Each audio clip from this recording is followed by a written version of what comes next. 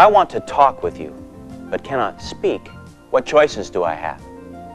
How could I, without assistance, tell you that I wanted to go somewhere, or that I wanted to do something? One way is by using an alternative communication system like this Zygo Macaw. In its simplest form, it is a voice recorder that plays back any message that is put in. Does your bird talk?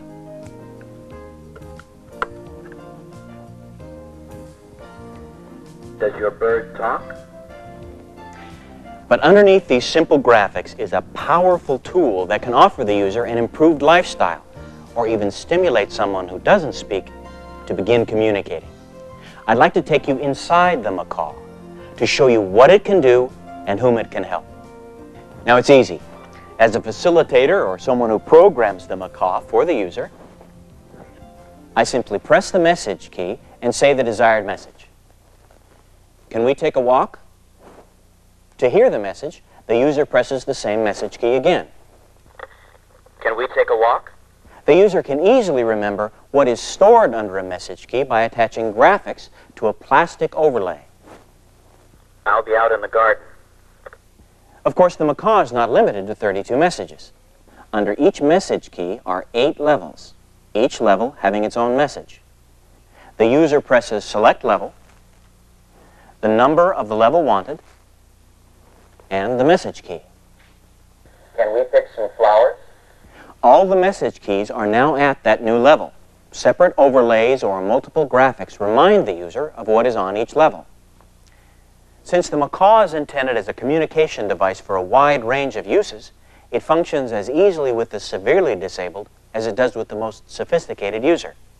Separating the message keys into enlarged key patterns is one way to customize the macaw for a particular user.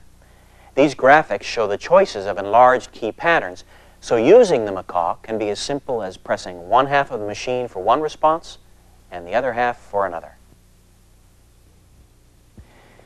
If the user is unable to press the message keys, the macaw will scan through the keys in a pattern of lights, allowing the user to select a message by using a remote switching device.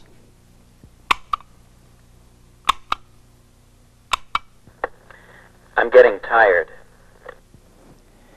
A user that is unable to see the machine can use the auditory scan function by using the switching device to select a message as he hears it.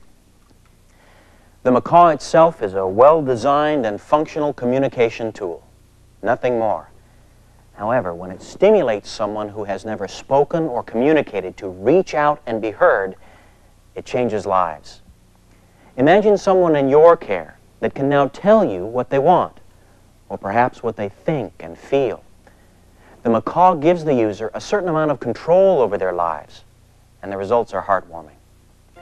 We would like to introduce you to a few macaw users and show you what can be done. Our first visit takes us to Nogales, Arizona. Well, I think that we suspected there was a lot more inside of our students. Something that was probably, well, we felt was locked up in there. Hola, ¿cómo estás? Muy bien, ¿y tú? By the time it's time to go home in the afternoon, and you know, children are tired, and often they don't remember to take their lunchbox or their coats or anything else, but somehow the macaw is the first thing that, like Brenda, will get and walk off. She'll leave everything else behind, but not her macaw, because evidently I think she feels that this is part of her. The children use their macaw to communicate and for instructional games. They also showed us that the macaw is not restricted to one language, since you get out whatever you put in. They used the direct select mode, enlarged key patterns, and used another function of the macaw called key linking. The individual keys say this: Good night. Where's the cat?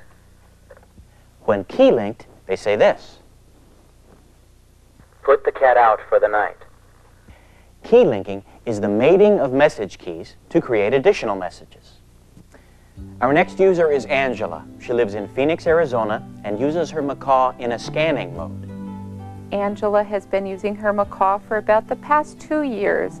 in our program. She uses it both at school and at home. She uses it when she goes to her mainstream 4th grade class right now.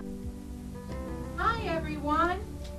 We found it to be very successful. She is now able to interact with her peers on the playground and around our campus. She's able to do academic work in the classroom, her math work, her reading work, and interacting with the people in the classroom, letting us know what her needs and wants are.